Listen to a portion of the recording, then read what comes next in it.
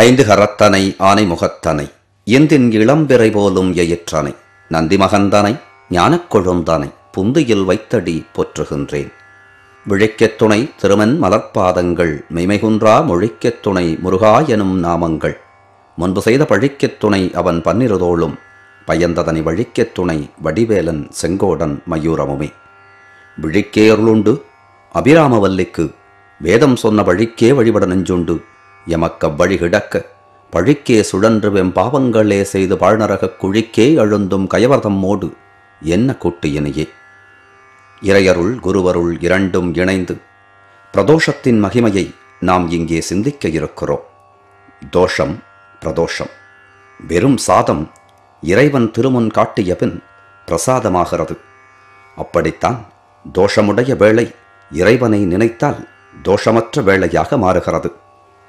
இருளும் ஒளியும் கூடிப்பெறியும் வேளை ஒரு நாளில் இருமுறை வருகிறது. காலைப்பொழுது இதனை உஷத்காலம் என்று கூறுவர். மாலைப்பொழுது இது சந்தியாகாலம் என வழங்கப்பெறும். ஆனால் சூரியனின் ஒரு மனைவி பெயரில் காலைப்பொழுதும் இன்னொரு மனைவி பெயரில் மாலைப்பொழுதும் அழைக்கப்படுகிறது. உஷா பிரத்யுஷா என்பவை சூரியனின் மனைவிகளின் பெயர்கள். உஷாவின் பெயரால் காலையும் பிரத்யுஷாவின் பெயரால் மாலையும் அழைக்கப்படுகிறது. பிரத்யுஷா காலம் என்ற பதம்தான் மாறி பிரதோஷ காலம் என வழங்கப்படுகிறது என்றும் சிலர் கூறுவர். ஒரு நாளில் மலரும் இருளும் ஒளியும் கூடிப்பெறியும் இருவேளைகளில் நம்முடைய இல்லங்களில் தீபம் ஏற்றி இறைவனை வணங்கினால் மனத்தெளிவும் துன்பங்களில் இருந்து விடுதலையும் கிடைக்கும். காலையிலும் மாலையிலும் விளக்கேற்றி வழிபட்ட நம் பழங்கால சந்ததியினர் இப்போது நம் கண்முன் நிழலாடலாம். பிரதோஷ வழிபாடு மிகுந்த அளவில் போற்றப்படுவதற்கான காரணம்தான் என்ன?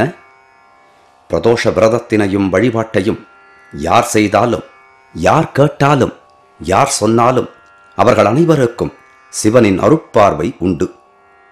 சிறிய சிவனின் ஆலயமானாலும் அங்கேயும் பிரதோஷ வழிபாடு மிகுதியான வரவேற்பை பெறுகிறது. துன்பங்களை நீக்கி இன்பங்களை தரவல்ல ஒரே வழிபாடு பிரதோஷ வழிபாடு.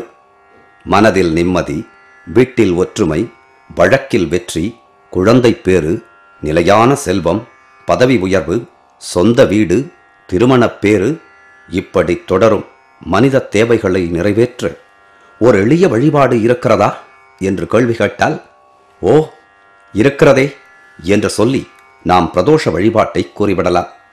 தினமும் மாலை 4:30 முதல் 6 மணி வரை உள்ள காலத்தை பிரதோஷ காலம் என வழங்குகின்றனர். மாலை 4:30 முதல் 6 மணி வரை உள்ள பிரதோஷ காலத்தில் இறைவனான சிவபெருமானை நினைக்க வேண்டும். தினமும் வரக்கூடிய இந்த பிரதோஷத்தை நித்திய பிரதோஷம் என வழங்குவர். மாலை பொழுதில் சிவனின் ஆலயம் சென்று வணங்கினால் நம்முடைய பாவங்கள் யாவும் விலகிவிடும். தினமும் மலரும் பிரதோஷ காலத்தில் ஓம் நம சிவாய, ஓம் நம சிவாய, ஓம் நம சிவாய எனும் பஞ்சாட்சர மந்திரத்தை பலமுறை ஜபித்து வந்தால் சில காலங்களில் வருவதை உரைக்கும் வல்லமை உங்களை அடைந்துவிடும். பிரதோஷத்தில் பல வகை உண்டு. அடுத்து பட்ச பிரதோஷம். இது மாதத்தில் இருமுறை வருவது. வளர்பிறை, தேய்பிறை என 2 பட்சங்களிலும் வரக்கூடிய திரையோதசி திதி பிரதோஷ நாளாக கொண்டாடப்படுகிறது. அமாவாசை அல்லது பௌர்ணமி முதல் எண்ணிக்கொண்டு வந்தால் 13வது திதி பிரதோஷம். அதாவது தோஷங்களற்ற வேளை அல்லது துன்பங்களை போக்கும் வேளை. இந்த பிரதோஷ நாளில் பிரதோஷ காலத்தில் இறைவனாகிய சிவபெருமானை வணங்கும் உயிர்கள் வையத்தில் வாழ்வாங்கு வாழும் வல்லமையை பெறுகின்றன. வணங்குவோரின் எண்ணங்கள் யாவும் ஈடேறுகின்றன. சிவபெருமானை காலைப்பொழுதில் வணங்கினால் நம் பிணிகள் யாவும் நீங்கும் எனவும், சிவனை மதியம் அதாவது உச்சிகாலத்தில் வணங்கினால் செல்வ வளம் பெருகும் எனவும், மாலை பொழுதில் அதாவது சாயரட்சையில் வணங்கினால் நம் பாவங்கள் விலகும் எனவும், இரவு பொழுதில் அதாவது அர்த்தஜாமத்தில் வணங்கினால் வீடு வேறு கிட்டும் எனவும் அன்பர்கள் கூறுகின்றனர். அப்படி நாம் வழிபாடு செய்யும் நாள் பிரதோஷ நாளாகவும் இருந்தால் நமக்கான பலன்கள் கூடிவிடும். தேவர்களின் துன்பங்களை, துயரங்களை நீக்க அவர்களை துரத்தி வந்த விஷத்தினை இறைவனாகிய சிவபெருமான் உண்ட தினமே பிரதோஷ தினமாக கடைபிடிக்கப்பட்டு வருகிறது. எனவே அந்த பிரதோஷ தினத்தில் நாமும் இறைவனாகிய சிவபெருமானை வழிபட்டால் நம்முடைய துன்பங்களும் துயரங்களும் நீங்கும். இன்பமும் மகிழ்ச்சியும் நம்முடைய இல்லங்களிலும் உள்ளங்களிலும் கரைபுரண்டு ஓடும். இத்தகு சிறப்பு வாய்ந்த பிரதோஷ வழிபாடு தோன்றிய கதை மிகவும் சுவையானது, சற்றே பிரமிப்பானது. துர்வாச முனிவர் சிவ வழிபாடு செய்துவிட்டு தான் வழிபாட்டில் பயன்படுத்திய பூக்களை பிரசாதமாக இந்திரனுக்கு வழங்கினார். யானை மீது இருந்த இந்திரன் மிகவும் அலட்சியமாக தன் கையில் அப்போது இருந்த அங்குசத்தால் அந்த பிரசாத பூக்களை பெற்று யானையின் மத்தகம் எனச் சொல்லப்படும் தலைப்பகுதியில் வைத்தான். யானை அந்த பூவை தரையில் எறிந்து தன் காலால் நசுக்கியது. இதைக் கண்ட துர்வாச முனிவர் மிகுந்த கோபத்தோடு இந்திரனை சபிக்கும் முகமாக, இந்திர உலகத்தின் அனைத்து செல்வங்களும் அழியக் கடவது என்று சபித்தார். சிவ வழிபாட்டில் மிகுந்த ஈடுபாடு கொண்ட துர்வாச முனிவரின் சாபத்தால் இந்திரலோகத்தின் செல்வங்களுக்கு காரணமான கற்பகத்தரு, காமதேனு முதலியவை பார்க்கடலில் மறைந்தன. இந்திரனும் தேவர்களும் தங்கள் முழு வலிமையினை இழந்தனர்.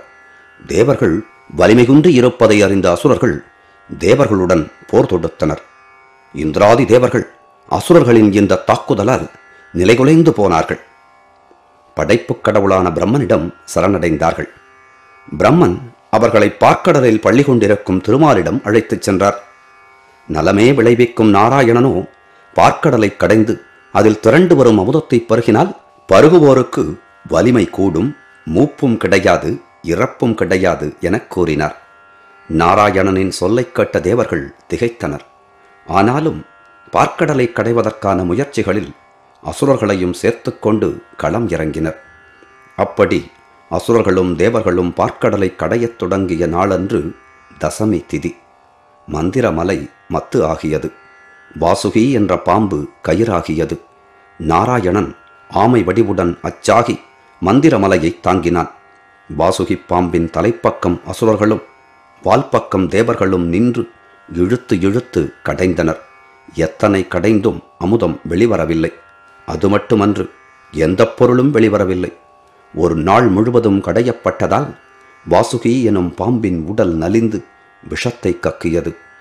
பார்க்கடலில் இருந்து வெளிப்பட்ட விஷம், பாம்பின் உடலிலிருந்து வெளிப்பட்ட விஷம் இரண்டும் கலந்து அனலும் புகையுமாய் கடைந்தோரை விரட்டின.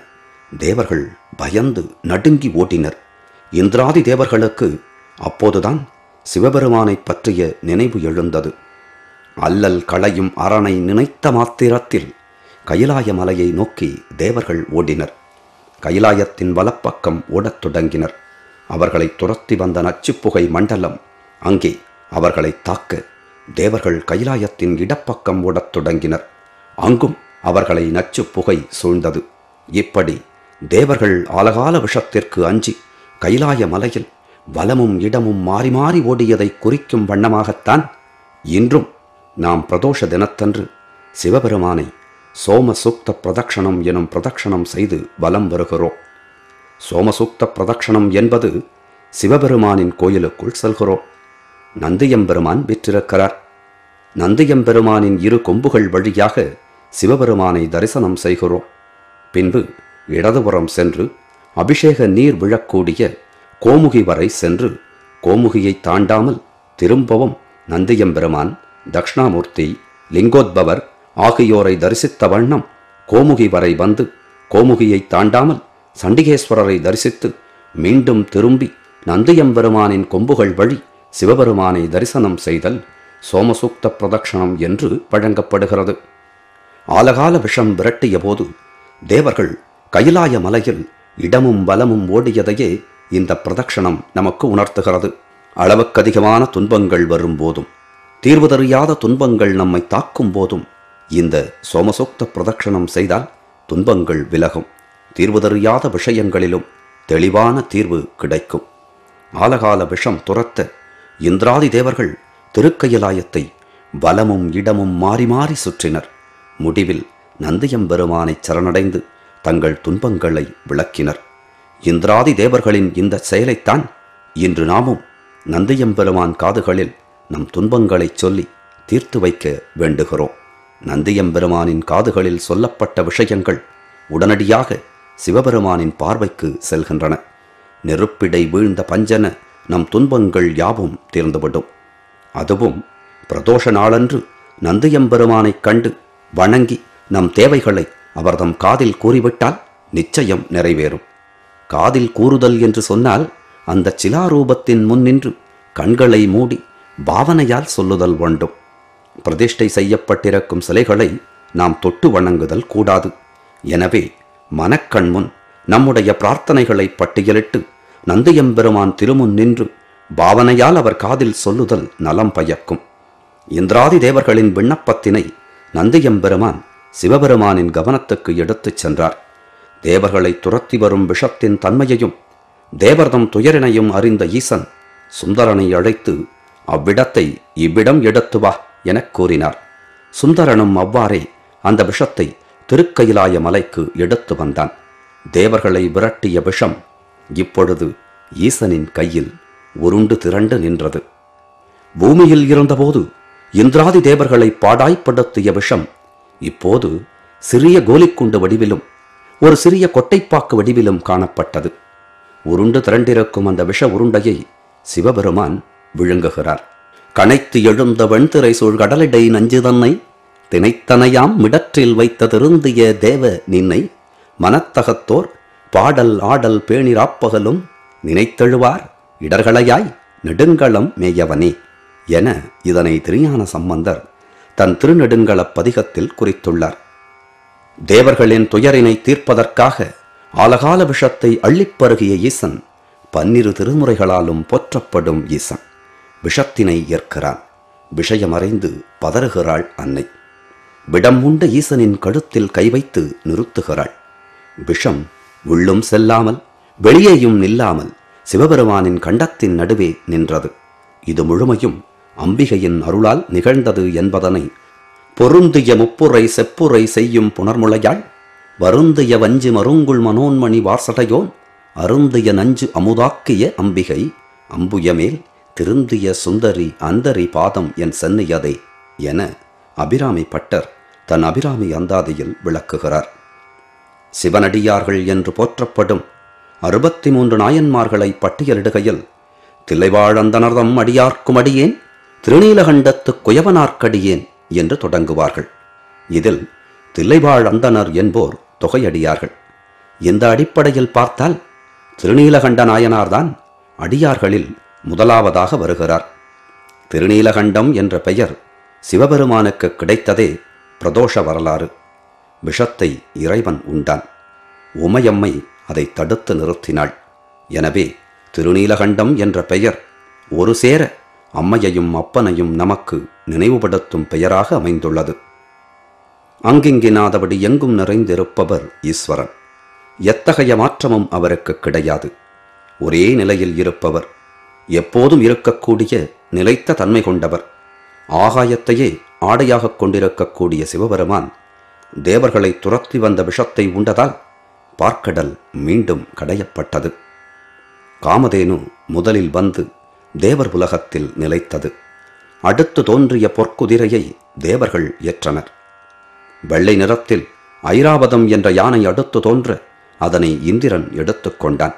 தொடர்ந்து தோன்றிய அரிசந்தனம், கற்பகம், சந்தனம், பாரிஜாதம் எனப்படும் பவளமல்லி, மந்தாரம் எனும் 5 மரங்களையும் தேவர்களே ஏற்றுக்கொண்டனர். அடுத்து தோன்றிய கௌஸ்துப மணியை நாராயணன் அணிந்து கொண்டான். அடுத்து லக்ஷ்மி தேவியின் மூத்த சகோதரியான மூதேவி தோன்றினாள். அவளை யாரும் ஏற்கவில்லை. இறுதியில் பூமிக்கு வந்தாள். அடுத்து தோன்றிய தேவமாதர்களை தேவர்கள் தம் மனைவியராக ஏற்றுக்கொண்டனர். தொடர்ந்து பார்க்கடலில் இருந்து சுறா எனும் மதுவும் அதற்கு அதிதேவதையான சுறாதேவியும் தோன்றினர். இவற்றை அசுரர்கள் தனதாக்கிக் கொண்டனர். அடுத்து திருமகள் மாலையுடன் தோன்றினாள். நாராயணனின் கழுத்தில் மாலையைச் சூட்டி மகிழ்ந்தாள். அடுத்ததாக அமுத கலைகளுடன் சந்திரன் தோன்றினான். அடுத்து வந்த சமந்தகமணியை அணிந்த சூரியன் பல மடங்கு ஒளி தந்தான். அடுத்ததாக தன்வந்திரி எனும் தேவ மருத்துவர் தோன்றினார். நிறைவாக இரத்தினங்கள் பதிக்கப் பெற்ற பொன்னாலான ஒளிமிகுந்த அமுதகலசம் தோன்றியது. நிறைவாகத் தோன்றிய அமுதகலசத்தை பெறுவதில் தேவர்களுக்கும் அசுரர்களுக்கும் போர் மூண்டது. அமுதம் கிடைத்த மகிழ்வில் அவர்கள் சிவனை மறந்தனர். களியாட்டங்களில் மூழ்கினர். திரையோதசி திதியில் அனைவரும் தங்கள் தவறுகளை உணர்ந்து திருக்கயிலாய மலைக்குச் சென்று சிவனிடம் விண்ணப்பம் செய்தனர். அவர்களது விண்ணப்பத்தினை ஏற்ற சிவபெருமான் மகிழ்ந்து அவர்களையும் மகிழ்விக்க சந்தியா தாண்டவம் ஆடினான். இந்த நடனம் நந்திதேவரின் இரு கொம்புகளுக்கு இடையில் நடைபெற்றது. தேவர்கள் கண்ணாரக் கண்டு உளமாற மகிழ்ந்தனர். அனைத்து தோஷங்களும் நீங்கும் வண்ணம் சிவபெருமான் சந்தியா தாண்டவம் ஆடினான். அந்த சிறப்பு பொருந்திய மாலை வேளையே பிரதோஷ வேளை ஆகும். இறைவன் சந்தியா தாண்டவம் ஆடிய நாள் சனிக்கிழமை. எனவே மற்ற பிரதோஷ நாள்களை விட சனிப்பிரதோஷம் தனிச்சிறப்பினை பெற்று திகழ்கிறது. நாம் இதுவரை நித்திய பிரதோஷம், பட்சப்பிரதோஷம் ஆகிய இரண்டினை பற்றி அறிந்தோம். அடுத்து ஆண்டுக்கு ஒருமுறை வரக்கூடிய பிரதோஷம் ஆண்டு பிரதோஷம் என்று வழங்கப்பெறுகிறது. ஒவ்வொரு ஆண்டும் மாசி மாதத்தில் சிவராத்திரிக்கு முன்னதாக வரும் பிரதோஷம் மகா பிரதோஷம் என்ற சிறப்புடன் திகழ்கிறது. யுகப்பிரதோஷம், இந்த உலகின் இறுதி நாள் இது என்று எவராலும் உணர முடியாத அந்த நாளுக்குப் பின் சிவபெருமான், அம்பிகை, நந்தியம்பெருமான் மூவரும் எஞ்சி நிற்பர். உலகை அழிக்கும் பிரளய தாண்டவத்தை ஆடி முடித்த ஈசன் பலகாலம் சென்று உலகப் படைப்புக்கான தாண்டவ நடனத்தை நிகழ்த்துவார். அப்போது முதல் உலகம் வளரத் தொடங்கும். இப்படி ஒரு யுகம் முடிவதற்கும் மற்றொரு புதிய யுகம் தொடங்குவதற்கும் இடைப்பட்ட காலத்தை யுகப்பிரதோஷம் எனவும் பிரளயப்பிரதோஷம் எனவும் வழங்குவர். இப்படி பிரதோஷம் நித்திய பிரதோஷம், பட்சப்பிரதோஷம், ஆண்டு பிரதோஷம், பிரளயப்பிரதோஷம் என சிறப்புடன் திகழ்கிறது. இவற்றுள் பட்சப்பிரதோஷமே அனைத்து சிவாலயங்களிலும் மிகுந்த சீரோடும் சிறப்போடும் கொண்டாடப்பட்டு வருகிறது. காஞ்சி மாமுனிவரும் சிவபெருமானை வணங்க பிரதோஷ காலமே சிறந்த காலம் எனக் கூறுகிறார். இறைவனாகிய நாராயணனை காலையிலும் சிவபெருமானை மாலையிலும் தரிசனம் செய்தல் மரபு. எனவே மாலை பொழுதில் பிரதோஷ நேரத்தில் சிவ வழிபாடு செய்தல் சிறப்பானதாகும். சிவபெருமானை தியானித்து அவனை போற்றி வழிபட ஏற்ற நேரம் மாலை 4:30 மணி முதல் 6 மணி வரையிலும் உள்ள பிரதோஷ நேரம் மட்டுமே.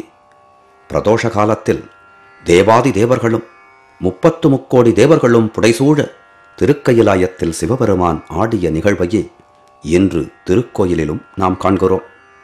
பிரதோஷ காலத்தில் சிவபெருமானிடம் அனைத்து தெய்வ வடிவங்களும் வந்து வசமாகின்றன. எனவே எந்த தெய்வத்தை வணங்க வேண்டும் என ஆசைப்பட்டாலும், நீங்கள் இந்த தெய்வத்தை இந்த காரணத்திற்காக வணங்க வேண்டும் என சோதிடர்கள் கூறினாலும் சிவபெருமானை பிரதோஷ காலத்தில் வழிபட்டால் போதுமானது. சிவபெருமானை நமசிவாய என்ற 5 எழுத்துகளின் வடிவம் என துதிப்பார்கள். அதில் முதல் எழுத்தான நா என்னும் எழுத்து வடிவில் இருப்பவரான சிவபெருமானே தங்களுக்கு நமஸ்காரம் என ஆதிசங்கரர் தன் சிவ பஞ்சாட்சரத்தில் கூறுகிறார். கௌரி பிரியாய ரஜனீஷ கலாதராய காலாந்த காய புஜகாதிப கங்கணாய கங்காதராய கஜராஜ விமர்தனாய தாரித்ர்ய துக்கதஹனாய நம சிவாய. சிவபெருமானை, தேவர்தம் துயர் நீக்கிய ஈசனை, விடமுண்ட கண்டனை பிரதோஷ நேரத்தில் வழிபடும் போது மகாதேவன், ஹரன், ருத்ரன், சங்கரன், நீலலோகிதன், ஈசானன், விஜயன், பீமன், தேவதேவன், பவோத்பவன், கபாலீசன் என்ற 11 பெயர்களை தொடர்ந்து சொல்லுதல் வேண்டும். ஏகாதச ருத்ரர்களின் இந்த பெயர்களை சொல்லி வந்தால் எந்த துன்பமும் விலகிவிடும், இன்பங்கள் நிறைவாக கிடைக்கும். சேக்கிழார் பெருமான் அருளிய திருத்தொண்டர் புராணத்தில் பக்தராய்ப் பணிவார் என தொகையடியாரின் இலக்கணம் இயம்பப்படுகிறது. சிவனுக்கு நான் அடியேன் எனச் சொல்லும் மனிதனின் இயல்பு எவ்வண்ணம் அமைந்திருக்கும் எனக் கண்டால் தெய்வச் சேக்கிழாரின் திருவாக்கின்படி ஈசருக்கே அன்பானார் யாவரையும் தாம் கண்டால் கூசி மிக குதுகுதுத்துக் கொண்டாடி மகிழ்வுற்று ஆசையினால் ஆவின் பின் கன்றணைந்தார் போல் அணைந்து பேசுவன பணிந்த மொழி இனியனவே பேசுவார். இவர் இறைவருக்கு அன்பு செலுத்துபவர் என எவரையேனும் தாம் கண்டுகொண்டால் உடனே அச்சத்துடன் உள்ளத்தில் மிகுந்த விருப்பம் கொண்டு மகிழ்ந்து தாய்ப்பசுவின் பின்பு ஆசையோடு கன்று சேர்வதைப் போல் சேர்ந்து அவர்களிடம் இனிய சொற்களை கொண்டு பேசுவர். சிவனடியாரை காணும்போது நாம் சேக்கிழாரின் கருத்துப்படி இருக்கத் தொடங்கினால் ஈசன் மகிழ்வான். மேவறிய அன்பினால் மேலவர்க்கும் மேலாகும் பக்தர்கள்தம் திருக்கூட்டத்தில் நாமும் நம்மை இணைத்துக் கொள்வோம். யாதானும் இவ்வுடம்பார் செய்வினைகள் ஏர் உயர்த்தார் பாதாரவிந்தத்தின் பாலாக எனும் பரிவால் காதார் வெண்குழை அவர்க்காம் பணி செய்வார் கருக்குழியில் போதார்கள் அவர் புகழ்க்கு புவனமெல்லாம் போதாவால். தம்முடைய இந்த உடலால் செய்யக்கூடிய செயல்கள் எவையாக இருந்தாலும் அவையாவும் காளைக்கொடி கொண்டிருக்கும் சிவபெருமானின் திருவடித் தாமரைகளைச் சேரும் தகுதியினை பெற்றிடல் வேண்டும். சிவபெருமானுக்கு உரிய பணிகளை அன்புடன் செய்பவர்கள் மீண்டும் மீண்டும் பிறக்கும் பிறவித்தலைக்குள் சிக்கிக் கொள்ள மாட்டார்கள். அவர்களுக்கு கிடைக்கும் புகழோ எல்லையற்று விரிந்து பறந்து நிற்கும். இன்னும் சொல்லப்போனால் அவர்களின் புகழுக்கு இந்த உலகம் முழுமையும் ஈடாகாது. நின்றாலும் அமர்ந்திருந்தாலும் படுத்திருந்தாலும் நடந்து கொண்டிருந்தாலும் உண்டாலும் உறங்கினாலும் இமைத்தாலும் இப்படி எதனைச் செய்தாலும் திரு அம்பலத்தில் ஆடும் ஈசனின் மலர் போன்ற திருவடிகளை வணங்கி ஒருபோதும் மறவாமல் இருக்கக்கூடிய உணர்வினைக் கொண்டவர்கள் திருத்தொண்டர் என வழங்கப் பெறுவர். இவர்களிடம் நல்ல குணங்களே நிறைந்திருக்கும். இத்தகு சிறப்பு பொருந்திய சிவனின் தொண்டர் குழாத்தில் நம்மையும் இணைத்து இறைவனாம் சிவபெருமானை பிரதோஷ நாளில் பிரதோஷ வேளையில் வழிபட்டு உயர்வினை பெறுவோம். பக்தன் என்று சொல்லிக் கொள்பவனின் அழகினை மேம்பாட்டினை தெய்வச் சேக்கிழார் தம் தேன்மிகுந்த சொற்களில் நாம் அறிந்த பின்னரும் அந்த திருக்கூட்ட மரபில் இணையாமல் இருப்போமா? பக்தி எனும் சொல் இந்த கலியுகத்தில் பலவாறாக பொருள் கொள்ளப்படுகிறது. பக்தியை உடையவன் பக்தன். ஆனால் நாரத பக்தி சூத்திரம் பக்தியை 9 விதமாக பிரிக்கிறது. கோயில்களில் நந்தவனம் அமைத்தல், புதுப்பித்தல் ஆகியன யாதனம் எனும் பக்தி வகையாக வழங்கப்பட்டு வருகிறது. சிவனின் திருநாமங்களை உச்சரித்தலும் இசையுடன் கலந்து பாடுதலும் கீர்த்தனம் எனும் பக்தி வகையுள் அடங்குகிறது. சிவபெருமானின் திருமேனிக்கு அபிஷேகம் செய்து அலங்கரித்து நிவேதனம் செய்தல் அர்ச்சனம் எனும் பக்தி வகையாக மலர்கிறது. சிவபெருமானின் மேல் தோத்திரப் பாடல்களை இயற்றுதலும் நன்கு பாடுதலும் ஸ்துதி எனும் பக்தி வகையுள் அடங்குகிறது. இறைவனாகிய சிவபெருமானை எப்போதும் மறவாமல் நினைத்திருத்தல் ஸ்மரணம் என்ற பக்தி வகைக்குள் அடங்கிவிடுகிறது. மன ஒருமைப்பாட்டுடன் அன்பு செலுத்தி இறைவனை வணங்கும் முறை தியானம் எனும் பக்தி முறையில் அடங்குகிறது. சிவபெருமானை, ஒளி முதல்வனை, ஒளிதோறும் நின்று நிலைக்கும் நிலையானை, ஏறு ஏறும் வாகனனை அஷ்டாங்கம் ஷஷ்டாங்கம் எனும் முறைகளில் வணங்குதல் வந்தனம் எனும் பக்தி வகையுள் அடங்குகிறது. அஷ்டாங்கம் என்றால் ஆண்கள் வணங்குகிறார்கள் அல்லவா, கால்களை கைகளை நீட்டி அப்படி வணங்கும் முறைக்கு அஷ்டாங்கம் என்று பெயர். ஷஷ்டாங்கம் என்பது பெண்கள் மண்டியிட்டு குனிந்து இறைவனை வணங்குகிறார்கள் அல்லவா, அவ்வாறு வணங்குதல் ஷஷ்டாங்கம் என்னும் முறையில் அடங்குகிறது. சிவபெருமானின் பெருமையை கூறி விளக்கினால் அது வசனம் எனும் பக்தி வகையுள் அடங்குகிறது. இப்பொழுது நான் பிரதோஷத்தின் மகிமையை சொல்ல நீங்கள் கேட்டுக்கொண்டிருக்கிறீர்கள் அல்லவா, இப்படி நான் சொல்லும் முறைக்கு வசனம் எனும் பக்தி வகை காரணமாகிறது. சிவபெருமானின் எல்லையற்ற பெருமையை தக்கவர் சொல்ல கேட்டு மகிழும் தன்மை சிரவணம் எனும் பக்தி வகையில் வருகிறது. இந்த நுண்ணிழைத் தட்டு மூலமாக சிவபெருமானின் பெருமையை நீங்கள் இப்பொழுது கேட்டுக்கொண்டிருக்கிறீர்கள் அல்லவா, இது சிரவணம் எனும் பக்தி வகையில் வருகிறது. இந்த 9 விதமான பக்தி முறைகளில் 63 மன ஒருமைப்பாட்டோடு அன்பு செலுத்தி இறைவனாம் சிவனை தியானித்தவர்கள் ஆவர். பிரதோஷ வேளையில் சிவனடியார்களைப் பற்றி சிந்தித்தாலே போதும், நம்முடைய துன்பங்கள் தானாகத் தீர்ந்துவிடும். 63 மூர்த்தி நாயனார் ஒருவர். இவர் அம்மை மீனாட்சி அருளாட்சி செய்து வரும் மதுரைப்பதியை சேர்ந்தவர். இறைவனாகிய சிவபெருமானுக்கு சந்தனம் அரைத்துத் தருவதையே தம் தலையாய பணியாகக் கொண்டு வாழ்ந்து வந்தவரைக் கண்டு அன்று அரசாண்ட மன்னனுக்கு கோபம் எழுந்தது. சந்தனக்கட்டைகள் இருந்தால்தானே நீ சிவபெருமானுக்கு சந்தனம் இழைத்துத் தருவாய் என சிந்தித்த அந்த அரசன் மூர்த்தியாருக்கு சந்தனக்கட்டைகள் கிடைக்காமல் இருப்பதற்கான வழிகளைச் செய்தான். அதன்படி ஆணைகளை இட்டான். இழைக்கும் சந்தனக்கட்டைகளுக்குத்தான் தட்டுப்பாடே தவிர என் கரங்களுக்கு எந்த தட்டுப்பாடும் இல்லை எனக் கருதிய மூர்த்தியார் சந்தனம் இழைக்கும் கல்லில் தன் கைகளைக் கொண்டு இழைக்கத் தொடங்கினார். பொதுவாக இரத்தம், சதை, எலும்பு இவை நம் தோல் கூட்டிலிருந்து வெளியேறினால் சில மணித்துளிகளில் துர்நாற்றம் வீசும். ஆனால் மூர்த்தியாரின் கைகள் சந்தனக்கல்லில் அரைபட அங்கே முழுமையும் சந்தன மனம் வீசுகிறது. அப்போது வான்வழி இறைவன் பேசுகிறான். ருத்ராட்சம், திருமுடி, திருநீறு இவை மூன்றும் நிலைபெறுமாறு ஓர் ஓங்கிய அரசாட்சியை நீ செலுத்த உள்ளாய் என்ற இறைவனின் பேச்சை கேட்ட வண்ணம் பெரிய புராணத்தின் 1000வது பாடலில் மூர்த்தியார் திருக்கோயிலில் உறங்கிக் கொண்டிருக்கிறார். மும்மையால் உலகாண்ட மூர்த்தியாரின் சிறப்பு, அதற்கான இறைவனின் கருணை இரண்டும் வெளிப்படும் வண்ணம் பெரிய புராணத்தின் 1001வது பாடல் திகழ்கிறது. வேழத்து அரசு அங்கன் விரைந்து நடந்து சென்று வாழ்வுற்று உலகம் செய் தவத்தினின் வள்ளலாரை சூழ் பொருள் சுடர் மாமணி மாநிலம் தோய முன்பு தாழ்வுற்று எடுத்து பிடர் மீது தரித்தது அன்றே என்ற இந்த பாடலை சிந்தித்தால் கேட்டால் நமக்கும் உயர்வான நல்ல வாழ்வு அமையும். மூர்த்தி நாயனாருக்கு திருவருள் செய்த சிவபெருமான் நமக்கும் அருள் செய்வார், நமக்கும் மேன்மையான வாழ்வினை அருள்வார் என்ற நம்பிக்கை நமக்குள் பிறத்தல் வேண்டும். இந்த நம்பிக்கையை நமக்குள் விதைக்கவே பிரதோஷ வழிபாடு. பிரதோஷத்தில் 3 சிறப்பான வகைகள் உள்ளன.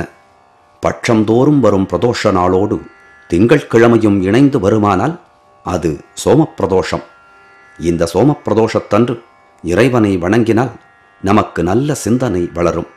சிந்தனைதான் செயல்களாக உருவம் மாறுகிறது. செயல்களை நேர்படுத்த நல்ல சிந்தனைகள் வேண்டும். அதனை வழங்கவல்ல பிரதோஷம் சோமப்பிரதோஷம் ஆகும். சிவபெருமான் தேவர்களை துரத்தி வந்த நஞ்சினை உண்ட நாள் சனிக்கிழமை. எனவே அன்றைய தினம் மலரும் பிரதோஷத்தை சனிப்பிரதோஷம் என வழங்குவர். சனிப்பிரதோஷ தினத்தில் இறைவனாகிய சிவபெருமானை வணங்கினால் அஷ்டலக்ஷ்மியின் அருளும் கிட்டும். பார்க்கடலில் இருந்து தோன்றிய மகாலட்சுமியின் பேரருளும் நமக்கு கிட்டும். வாய்ப்பும் வசதியும் உள்ளவர்கள் சுருட்டப்பள்ளி என்ற தலத்தில் உறையும் பள்ளிகொண்ட ஈசனை சனிப்பிரதோஷ நாளில் வணங்குதல் மேலும் மேலும் சிறப்பினை நல்கும். மாசி மாதம் வரக்கூடிய பிரதோஷம் சனிக்கிழமையில் வருமானால் அதனை சனி மகாப்பிரதோஷம் என்று வழங்குவர். இந்த மகாப்பிரதோஷ தினத்தன்று பிரதோஷ வழிபாட்டை தொடங்கினால் சிறப்பு. சனிக்கிழமையன்று மலரும் பிரதோஷம் சனிப்பிரதோஷம். இந்த சனிப்பிரதோஷத்திலும் 3 வகைகள் உள்ளன. சித்திரை, வைகாசி, ஐப்பசி, கார்த்திகை இந்த 4 மாதங்களில் வளர்பிறை பட்சத்தில் பிரதோஷம் சனிக்கிழமையில் வந்தால் அது உத்தம சனிப்பிரதோஷம் எனப்படும். பிரதோஷ விரதம் தொடங்க வேண்டும் என நினைப்போர் இந்த உத்தம சனிப்பிரதோஷ நாளில் பிரதோஷ விரதத்தை தொடங்குதல் வேண்டும். சித்திரை, வைகாசி, ஐப்பசி, கார்த்திகை ஆகிய இந்த 4 மாதங்களில் தேய்பிறை பட்சத்தில் பிரதோஷம் சனிக்கிழமையில் வந்தால் அது மத்திம சனிப்பிரதோஷம் என வழங்கப்பெறும். சித்திரை, வைகாசி, ஐப்பசி, கார்த்திகை இந்த 4 மாதங்கள் நீங்களாக வேறு எந்த மாதத்திலும் வளர்பிறை, தேய்பிறை என எந்த பட்சத்திலும் சனிக்கிழமையில் பிரதோஷம் மலர்ந்தால் அது அதம சனிப்பிரதோஷம் என்று அழைக்கப்படுகிறது. இவை வழிபாட்டுக்கு உரியன அல்ல எனச் சொல்ல முடியாது. பிரதோஷம் என்பது எந்த நாளில் வரக்கூடியதாக இருப்பினும் அது உயர்வே. பிரதோஷ வழிபாடு பூரண பலனை கொடுக்கக்கூடிய வழிபாடு. மனநிலையை கட்டுக்குள் கொண்டு வர உதவுவது பிரதோஷ வழிபாடு. பிரதோஷ வழிபாட்டினை இடைவிடாது செய்து வந்த பக்தர் ஒருவர் சாது, துறவி எனச் சொல்லப்படும் ஒரு நபரை பார்க்கச் சென்றார். துறவி பூசையில் இருப்பதாகவும் இப்போது காண முடியாது எனவும் சற்று பொறுத்திருந்தால் பார்க்கலாம் எனவும் துறவியின் பணியாள் பிரதோஷ வழிபாட்டு பக்தர்க்கு கூறினார். சரி என பிரதோஷ வழிபாட்டு பக்தர் அமர்ந்தார். பூசை முடித்து வந்த துறவி, நீங்கள் எப்போது வந்தீர்கள், அதாவது எத்தனை மணிக்கு வந்தீர்கள் என அறிந்து கொள்ளும் விதமாக வினாவினை தொடுத்தார். பிரதோஷ வழிபாட்டு பக்தரோ துறவியிடம், நீங்கள் பூஜையில் பாலபிஷேகம் செய்து கொண்டிருந்தீர்கள் அல்லவா, அப்போது பால் மிகவும் தண்ணீராக இருக்கிறது, பால்காரரிடம் கேட்க வேண்டும் என்று நினைத்தீர்கள் அல்லவா, நான் அந்த நேரத்தில் வந்தேன் என்று கூறினார். இதை கேட்ட அந்த துறவி பிரதோஷ வழிபாட்டை செய்து வரும் அந்த மனிதரின் கால்களில் விழுந்து வணங்கி, இந்த நிலையான மனதினை நீங்கள் எப்படி பெற்றீர்கள் என்று கேட்டார். பூமியில் தோன்றிய உயிர்கள் அனைத்திற்கும் சலனம், சஞ்சலம் இவை இயற்கையானவை. இவற்றிலிருந்து விலக இவை இல்லாத இறைவனை பிரதோஷ தினத்தன்று வழிபட வேண்டும் என விடை பகர்ந்தார் பிரதோஷ பக்தர். நாமும் நிலையான நல்ல மனம் பெற பிரதோஷ வழிபாட்டினை மேற்கொள்ளுவோம். பூசலாரைப் போன்று நம்மால் மனக்கோயில் எழுப்பத்தான் முடியுமா? இல்லை வாயிலாரைப் போன்று மனத்துக்குள் நிறைவான வழிபாட்டினைத்தான் நம்மால் செய்ய இயலுமா? இயலாத ஒன்றை இயலும் வகையாய் மாற்றிக்கொள்ள உதவும் சிறந்த வழிபாடே பிரதோஷ வழிபாடு. இந்த பிரதோஷ நேரத்தில்தான் நாராயணனும் நரசிம்ம வடிவு தாங்கி இரணியனை வதம் செய்தார். எனவே இதை இரணிய வேளை எனவும் சிலர் சொல்வர். எப்படியானாலும் தீமைகள் முழுவதும் அழிந்து நன்மைகள் மலரும் வேளை இந்த பிரதோஷ வேளை. ஓராண்டில் சிவனுக்குரிய நாட்கள் என 8 நாட்களை கூறுகிறார்கள். வைகாசி மாதத்தில் வரும் அஷ்டமி திதி இறைவனுக்கு உகந்த நாள் எனவும், அன்றைக்கு சிவனை வணங்குவோருக்கு கஷ்டங்கள் வாரா எனவும் சான்றோர் கூறுகின்றனர். ஐப்பசி மாதத்தில் வரக்கூடிய சதுர்தசி திதியில் சிவபெருமானை போற்றி வழிபட்டால் மனதில் மகிழ்ச்சி பொங்கும், செல்வம் நிறையும் எனவும் கூறுகின்றனர். கார்த்திகை மாதத்தில் திங்கட்கிழமை, கார்த்திகை நட்சத்திரம் ஆகிய நாட்களில் சிவபெருமானை ஓம் நம சிவாய என 5 எழுத்து ஓதி வணங்கினால் பாவங்கள் விலகி புண்ணியங்கள் கூடும் எனவும் இன்பங்கள் பெருகும் என்றும் சொல்கிறார்கள். மார்கழி மாத திருவாதிரை திருநாளில் சிவபெருமானை வழிபட்டால் முன்வினை பயன் நம்மை தீண்டாமலும் இம்மை மகிழ்வாகவும் மலரும் எனச் சொல்கிறார்கள். தை மாதத்தில் வரும் பூச நட்சத்திரத்தில் இறைவனாகிய சிவபெருமானை வழிபட்டால் நன்மைகள் யாவும் விளையும் என்றும் கூறுகின்றனர். மாசி மாதத்தில் மலரும் மகா சிவராத்திரி அன்று இறைவனாம் சிவனை வில்வ இலை கொண்டு பூசித்தால் அரச வாழ்வு கிடைக்கும் என்று சொல்கிறார்கள்.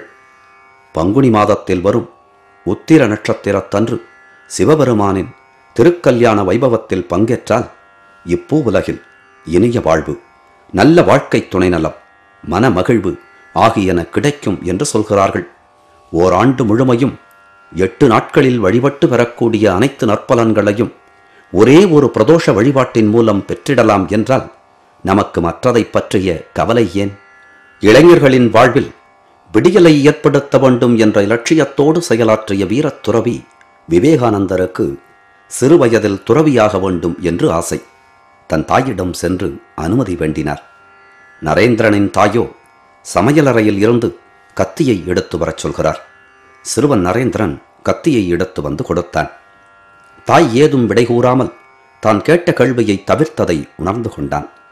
காலம் உருள மீண்டும் தன் தாயிடம், தாயே, நான் துறவியாக ஆசைப்படுகிறேன், நீங்கள் அனுமதி தருகிறீர்களா என்று கேட்டான். இப்போதும் சமையலறையில் இருந்து கத்தியை எடுத்து வா என்று சொன்னார் தாய். நரேந்திரன் எடுத்து வந்து கொடுத்தான். அவன் கேட்ட கேள்விக்கு விடையில்லை. தாயின் மனநிலை புரியவில்லை. காலம் மீண்டும் ஓடியது. தாயே, நான் துறவியாக ஆசைப்படுகிறேன், நீங்கள் அனுமதி தருகின்றீர்களா? கேள்வி கேட்டான் சிறுவன் நரேந்திரன். சமையலறையில் இருந்து கத்தியை எடுத்து வா என்று இப்போதும் அதே சொற்றொடரை தாய் சொல்ல, சிறுவன் நரேந்திரன் கத்தியை எடுத்து வந்து தாயிடம் கொடுத்தான்.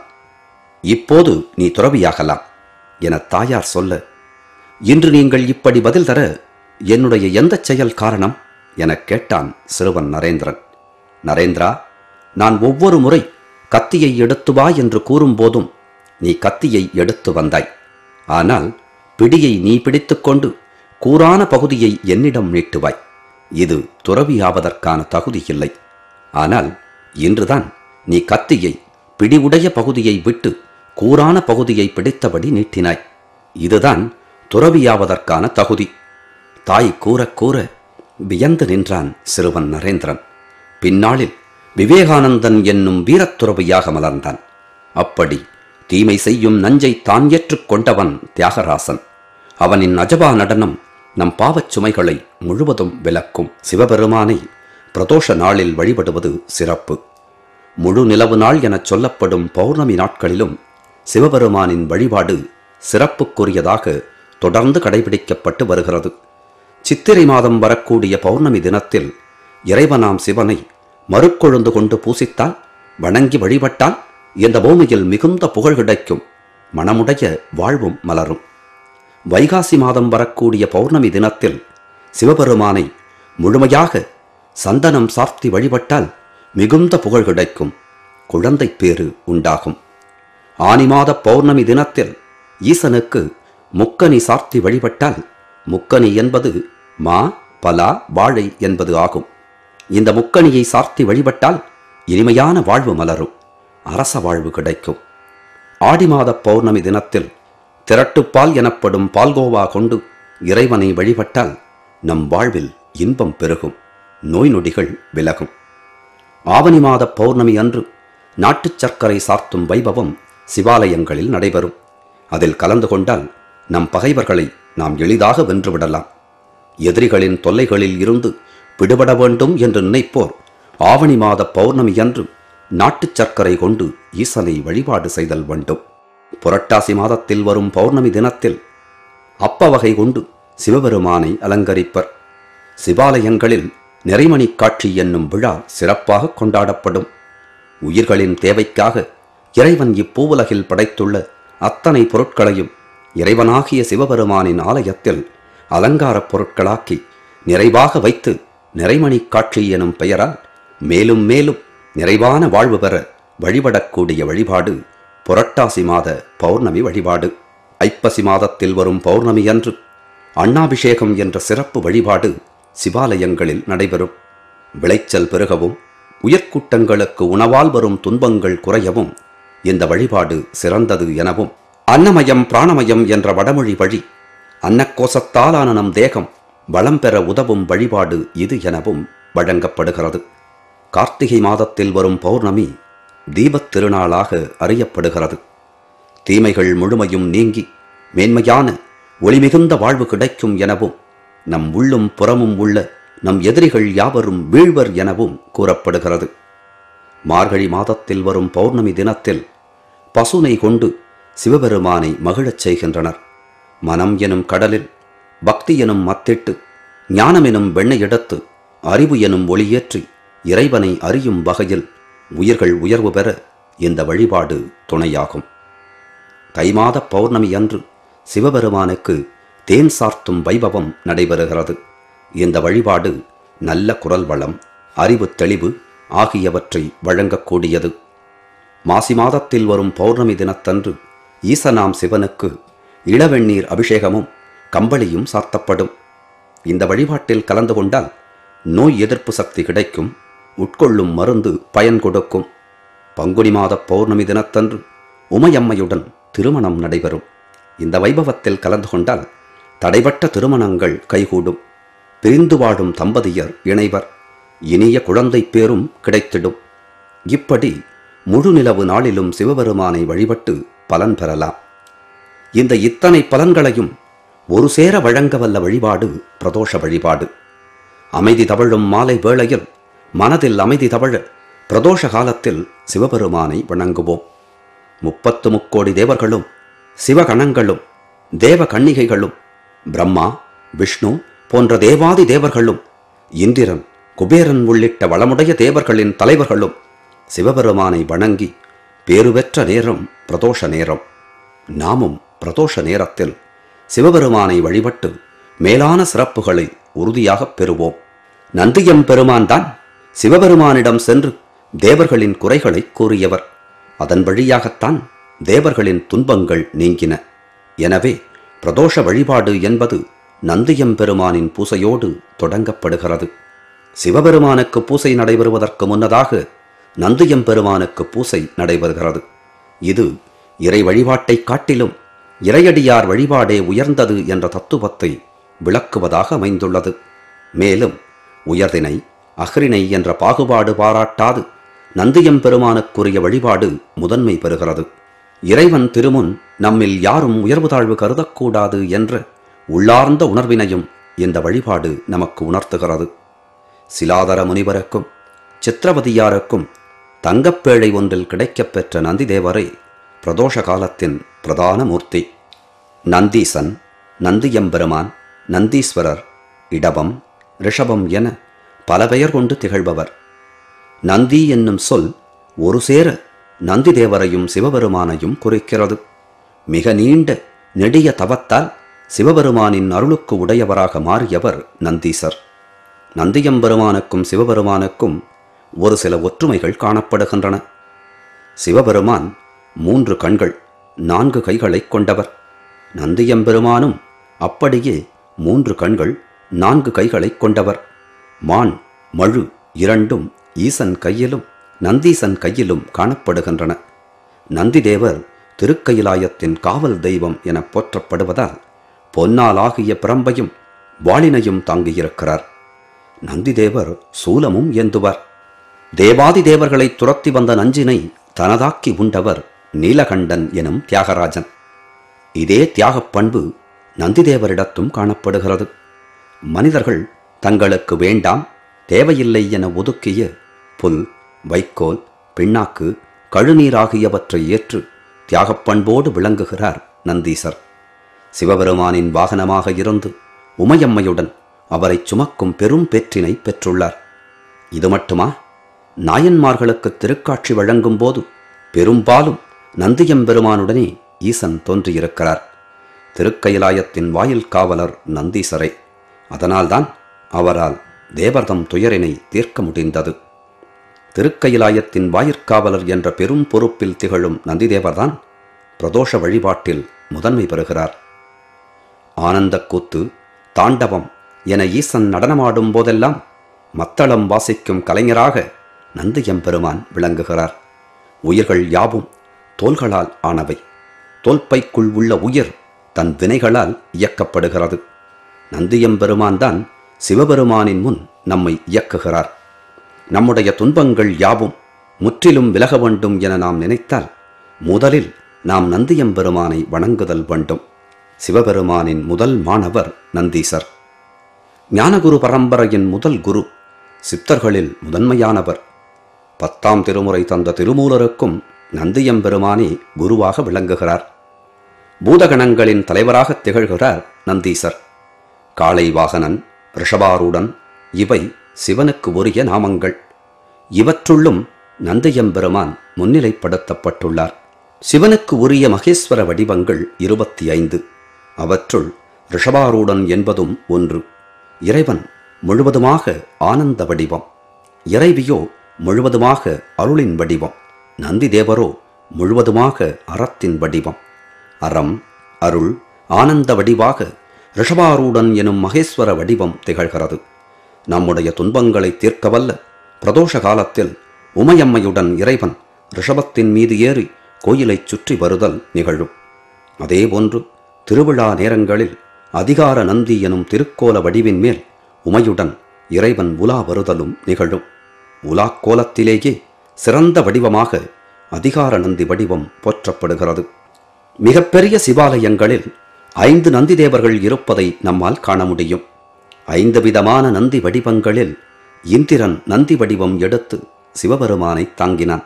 அந்த நந்தி வடிவம் இந்திரநந்தி என்ற பெயரினை பெறுகிறது. அடுத்து இறைவனாகிய சிவபெருமான் முப்புறங்களை எரித்தான். அப்போது சிவனுக்கு துணையாக போர்க்களத்தில் உதவி செய்வதற்காக திருமால் நந்தி தேவராக மாறினார். இந்த வடிவம் திருமால் நந்தி என போற்றப்படுகிறது. பிரம்மன் நந்தியாக மாறி சிவபெருமானை தாங்கினான். இந்த வடிவம் பிரம்மநந்தி என்று போற்றப்படுகிறது. பிரம்மம் பெரியது, இத்தன்மையது என அளவிட முடியாதது. எனவே பிரம்மநந்தி வடிவமும் பெரியதாக திகழும். திருக்கோயிலின் பிரதானமாக பலிபீடத்துக்கு அருகில் இருக்கும் நந்தி ஆன்மநந்தி என வழங்கப்படும். இந்த ஆன்மநந்தி வடிவத்திற்குத்தான் பிரதோஷ காலத்தில் பூசைகள் நடைபெறும். பிரதோஷ வழிபாடு தொடங்கப்படுவதற்கு முன்னதாக ஆன்மநந்தியை வழிபடுதல் வேண்டும். ஆன்மநந்திக்கு அருகில் இருக்கக்கூடிய பலிபீடத்தில் நம் தீய குணங்களை பலியிட்டு சிவபெருமானை காணச் செல்ல வேண்டும். பிரளயம் ஏற்படுகின்ற காலத்தில் பூமி முழுவதும் நீரால் சூழப்பட்டிருக்கும். அப்போது அனைத்தும் ஒடுங்கிய நிலையில் தர்மமே நந்தியின் வடிவம் கொண்டு சிவபெருமானை தாங்கும். அந்த நந்திதேவருக்கு தர்மநந்தி என்று பெயரிட்டு வழங்குவர். ஆன்மநந்தி என வழங்கப் பெறும் பிரதோஷ வழிபாடு செய்யப்படுகின்ற பிரதான நந்தியம்பெருமானுக்கு முன்னால் மாவினால் விளக்கு செய்து தீபம் ஏற்றி வழிபட்டால் நற்பலன்கள் ஏற்படும். திருநல்லூர் எனும் திருத்தலத்தில் ஈசனின் பெயர் ஸ்ரீ பஞ்சவர்ணேஸ்வரர் என்பது ஆகும். இந்த ஈசனை பிருங்கி எனும் முனிவர் வண்டு வடிவில் வழிபாடு செய்திருக்கிறார். நீடூர் எனும் திருத்தலத்தில் எழுந்தருளியிருக்கும் ஈசனின் பெயர் ஸ்ரீ அருட்சோமநாதர் என்பது ஆகும். இந்த ஈசன் நண்டின் வழிபாட்டினை ஏற்றவன். குடவாசல் என்னும் திருத்தலத்தில் எழுந்தருளியிருக்கும் ஈசனின் பெயர் ஸ்ரீ கோணேஸ்வரர். இந்த ஈசனை கருடன் வழிபட்டிருக்கிறார்.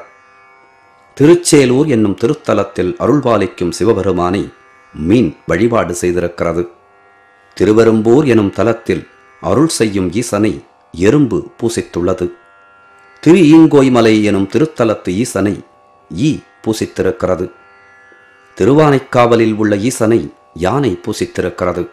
திருப்பாம்புரம் எனும் திருத்தலத்தில் எழுந்தருளியிருக்கும் இறைவனை பாம்பு பூசித்துள்ளது. திருநாரையூர் எனும் திருத்தலத்தில் அருள்பாலிக்கும் சிவபெருமானை நாரை பூசித்திருக்கிறது. மயிலாப்பூர், மயிலாடுதுறை ஆகிய திருத்தலங்களில் உள்ள ஈசனை மயில் பூசித்திருக்கிறது. ஆவூர், ஆமாத்தூர் எனும் திருத்தலங்களில் அருள் செய்யும் சிவனை பசு பூசித்திருக்கிறது. புலியூர் எனும் திருத்தலத்தில் உள்ள சிவபெருமானை புலி பூசித்திருக்கிறது. இப்படி அனைத்து உயிர்களும் பூசித்துள்ள ஈசனாம் சிவனை வழிபட மேலான மனித வாழ்வு பெற்றுள்ள நாம் முயலுதல் வேண்டாமா?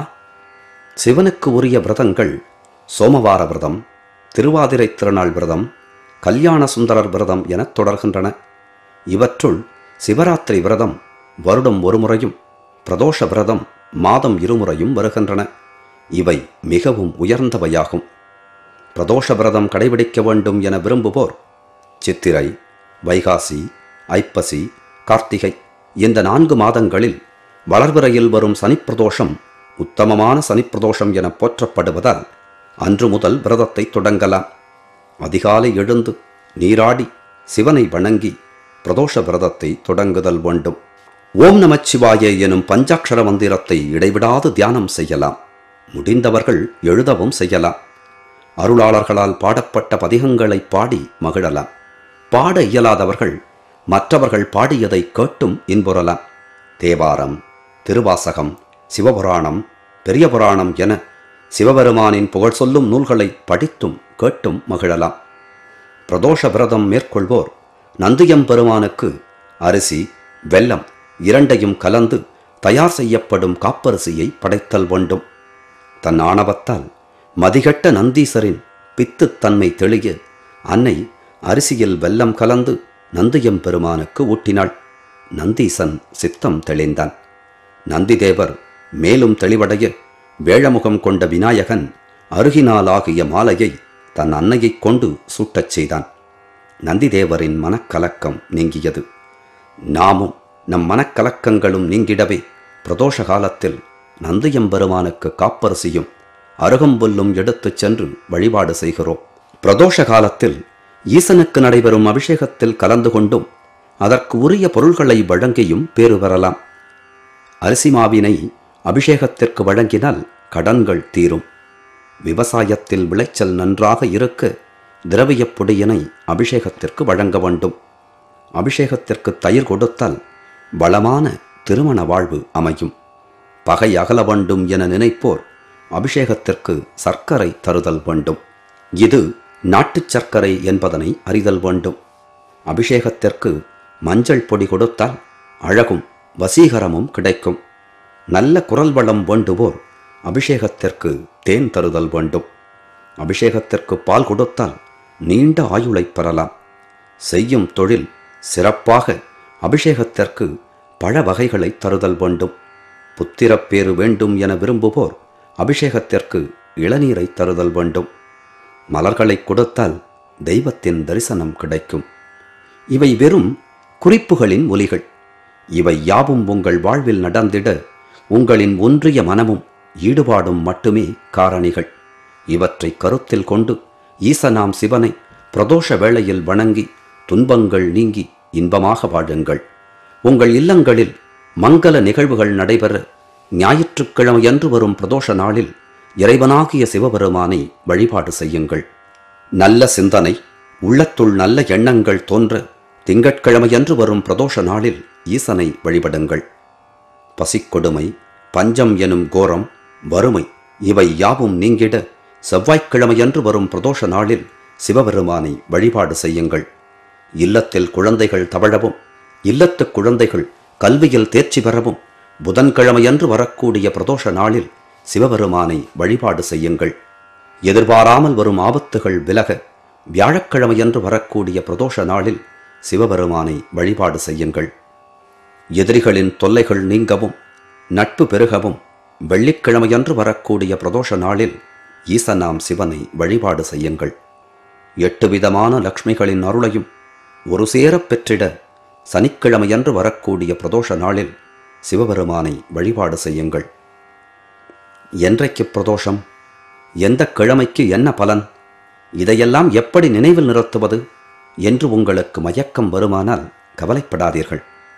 ஏதேனும் ஒரு பிரதோஷ நாளில் சிவபெருமானின் ஆலயத்துக்கு செல்லுங்கள். பிரதோஷ வேளை எனச் சொல்லப்படும் மாலை 4:30 மணி முதல் பிரதோஷ வழிபாடு தொடங்கும். அந்த வேளையில் சிவாலயங்கள் யாவும் திருக்கயிலாயமாக கருதப்படுகின்றன. உமையொரு வாகன் ரிஷபத்தின் மீது ஏறி திருக்கோயிலை வலம் வருவான். 3 முறை வலம் வரும் நிகழ்வில் ஒவ்வொரு திக்கிலும் தீபாராதனை காட்டப்படும்.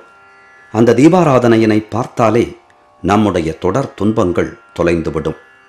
கிழக்கு திசையில் அம்மையும் அப்பனும் ரிஷபத்தில் இருக்கும்போது ஸ்ரீ பாஸ்கர பிரசன்னேஸ்வரர் என்று அழைக்கப்படுகிறார்.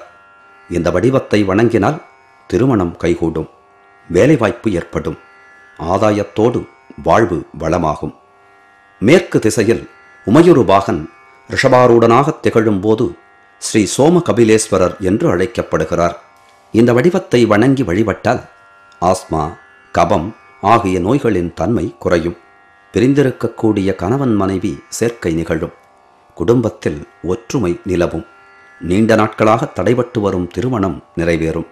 சித்தத்தில் இருக்கும் கலக்கங்கள் நீங்கும். வீண்பழி ஏற்படாமல் காக்கும். தெற்கு திசையில் காளை வாகனன் உமையம்மையுடன் காட்சி தரும்போது ஸ்ரீ மிருத்யுஞ்சயேஸ்வரர் என்று அழைக்கப்படுகிறார். இவரை வழிபட்டால் வாழ்வில் இருக்கும் கண்டங்கள் நீங்கும். ஏவல், பில்லிசூனியம், கண் திருஷ்டி ஆகியவை மூலம் ஏற்படும் துன்பங்கள் நீங்கிவிடும். எதிர்பார்க்காத பதவி உயர்வு கிடைக்கும். நமக்கு மன நிம்மதியும் ஏற்படும். வடக்கு திசையில் ஈசன் உமையுடன் காளை மீது ஏறி வரும்போது ஸ்ரீ பிரவாக கிரீஸ்வரர் என்று அழைக்கப்படுகிறார். இவரை வழிபட்டால் பித்ருக்களின் சாபங்களில் இருந்து விடுதலையும், முறையாக கிடைக்க வேண்டிய பூர்வீக சொத்துகளும் கிடைக்கும். குழந்தை பேறு கிட்டும். சுக்கிரன், செவ்வாய் ஆகிய கோள்களின் தோஷங்கள் இருந்தால் அவையும் நீங்கிவிடும். தென்கிழக்கு திசையில் சிவபெருமான் தேவியுடன் காளை மீதேறி வருகையில் ஸ்ரீ சாப தீர்த்த பாலேஸ்வரர் என்று போற்றப்படுகிறார். இவரை வழிபட்டால் யாகம் செய்த பலனும் வேதம் ஓதிய பலனும் கிடைக்கும். ஆசிரியர்களுக்கு நல்ல வாழ்வு அமையும். குழந்தைகளின் படிப்பு மேன்மேலும் வளரும். தென்மேற்கு திசையில் அம்மையும் அப்பனும் நந்தீசருடன் தோன்றும்போது ஸ்ரீ பித்ரு யக்ஞேஸ்வரர் என்று போற்றப்படுகிறார். அவரை வணங்கினால் தவத்தின் பலன் முழுமையாக கிடைக்கும். நியாயமாக கிடைக்க வேண்டிய சொத்துகள் கிடைக்கும். தர்ப்பணம், திவசம் போன்றவை செய்யாததால் ஏற்படும் பாவம் விலகும். தொடர்ந்து வரும் துன்பங்கள் நீங்கிவிடும். வடகிழக்கு திசையில் உமையுடன் ஈசன் நந்திதேவருடன் தோன்றும்போது ஸ்ரீ ஐஸ்வர்ய சக்கராதீஸ்வரர் என்று அழைக்கப்படுகிறார். இவரை வணங்கினால் காணாமல் போனவர்களை சந்திக்கும் வாய்ப்பு கிடைக்கும். பயணங்களில் ஏற்படும் விபத்தும் திருடர் பயமும் விலகிவிடும். இழந்த வேலை மீண்டும் கிடைத்துவிடும். பார்க்கும் பணியில் பதவி உயர்வு கிடைக்கும். செய்யும் தொழிலில் வளர்ச்சி கூடும். வடமேற்கு திசையில் இறைவனும் இறைவியும் நந்தியம்பெருமானுடன் தோன்றுகையில் ஸ்ரீ பஞ்சபூதேஸ்வரர் என்று போற்றப்படுகிறார். இவரை வணங்கினால் குருவின் பூரண அருள் கிடைக்கும். தீர்த்த யாத்திரை செல்வதற்கான வாய்ப்புகள் உருவாகும். மனதுக்கு நிறைவான மாற்றம் ஏற்படும். வாகன யோகம் கிட்டும். அரசாங்கத்தால் வழங்கப்படும் உயரிய விருதுகள் உங்களை தேடி வரும். இப்படி பிரதோஷ தினத்தன்று உமையொரு வாகன் ரிஷபாரூடனாக திருக்கோயிலை வலம் வரும்போது வணங்கினாலே அனைத்து இன்பங்களும் பல்கிப் பெருகும். வளமும் நலமும் உங்கள் உள்ளத்திலும் இல்லத்திலும் என்றென்றும் தவழ இந்த பிரதோஷ வழிபாடு அருள் செய்யட்டும். பிரதோஷ வேளையிது சிவன் அருள் பொழிகிறது. பிரதோஷ வேளையிது சிவன் சன்னதியில் திறந்ததம்மா மணிக்கதவு, ஈசன் சன்னதியில் திறந்ததம்மா மணிக்கதவு.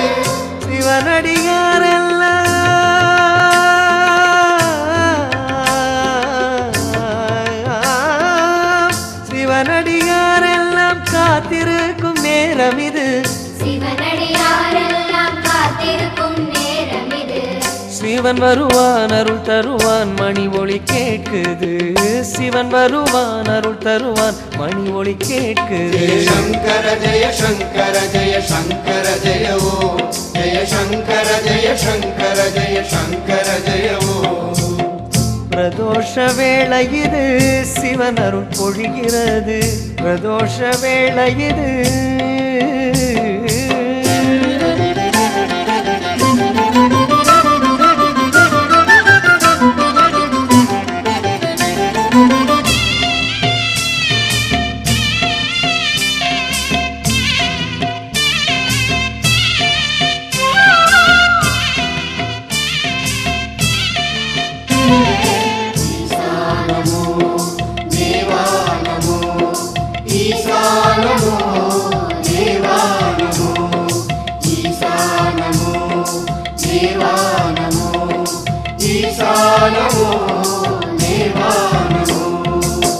தேவரின் குலம் காக்க விடமுண்ட ஈசனவன், விடமுண்டதாலே நீல கண்டனான வள்ளலவன்.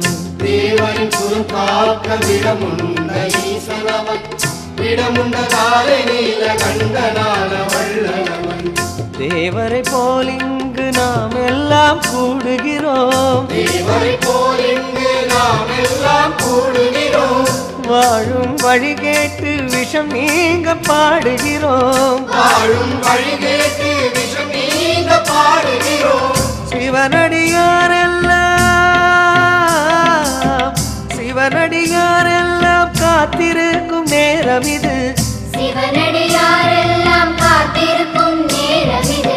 சிவன் வருவான் அருள் தருவான் மணி ஒளி கேட்குது, சிவன் வருவான் அருள் தருவான் மணி ஒளி கேட்குது. ஜெய சங்கர ஜெய சங்கர ஜெய சங்கர ஜெய ஓ, ஜெய சங்கர ஜெய சங்கர ஜெய சங்கர ஜெய ஓ. பிரதோஷ வேளை இது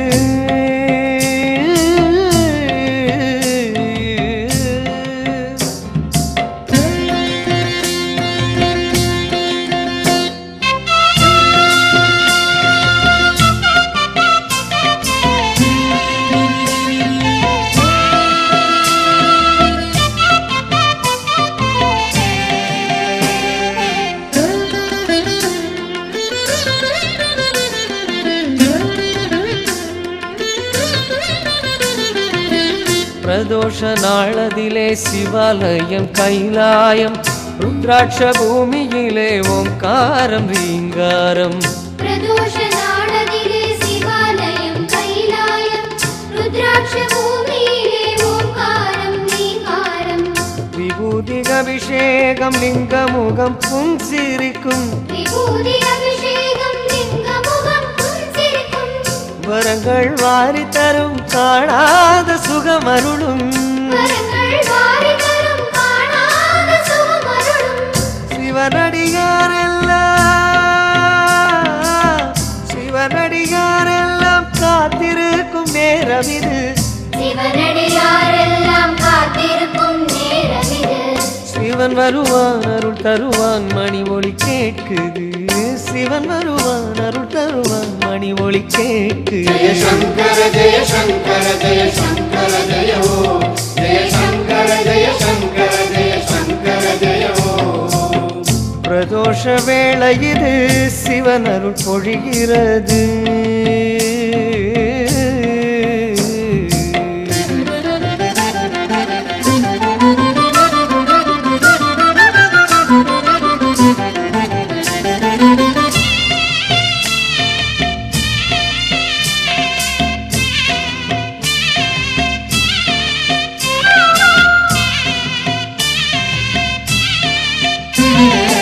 ஈசா நமோ தேவா நமோ, ஈசா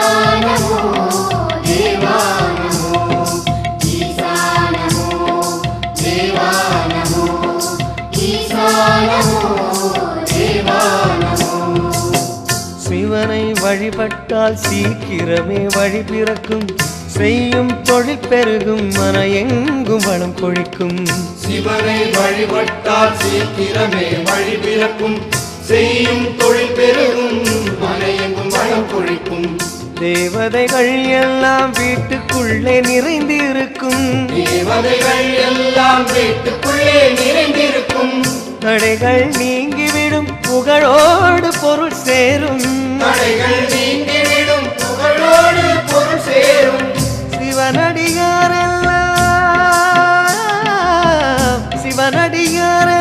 காத்திருக்கும் நேரம் இது சிவனடியாரெல்லாம் காத்திருக்கும் நேரம் இது சிவன் வருவான் அருள் தருவான் மணி ஒளி கேட்குது சிவன் வருவான் அருள் தருவான் மணி ஒளி கேட்குது ஜெய சங்கர ஜெய சங்கர ஜெய சங்கர ஜெய ஓ ஜெய சங்கர ஜெய சங்கர ஜெய சங்கர ஜெய ஓ பிரதோஷ வேளை இது சிவன் அருள் பொழிகிறது பிரதோஷ வேளை இது சிவன் அருள் பொழிகிறது ஈசன் சன்னதியில் திறந்ததம்மா மணிக்கதவு ஈசன் சன்னதியில் திறந்ததம்மா மணிக்கதவு சிவனடியாரெல்லாம் காத்திருக்கும் நேரம் இது சிவனடியாரெல்லாம் காத்திருக்கும் நேரம் இது சிவன் வருவான் அருள் தருவான் மணி ஒளி கேட்குது சிவன் வருவான் அருள் தருவான் மணி ஒளி கேட்குது ஸ்ருதிலயாவின் பிரதோஷ மகிமை என்னும் இந்த குறுந்தகடு இருக்கும் இடத்திலும் ஒலிக்கும் இடத்திலும் இன்பங்கள் குவியட்டும். ஓம் நமச்சிவாய எனும் 5 எழுத்து நம் 5 புலன்களையும் ஆட்சி செய்து நன்மைகளை வழங்கட்டும். புகழ் செல்வம் எனத் தொடரும் 16 பேறுகளும் உங்கள் இல்லத்தில் நிறைய வாழ்வாங்கு வாழ வாழ்த்தி விடைபெறுகிறோம். ஜெய சங்கர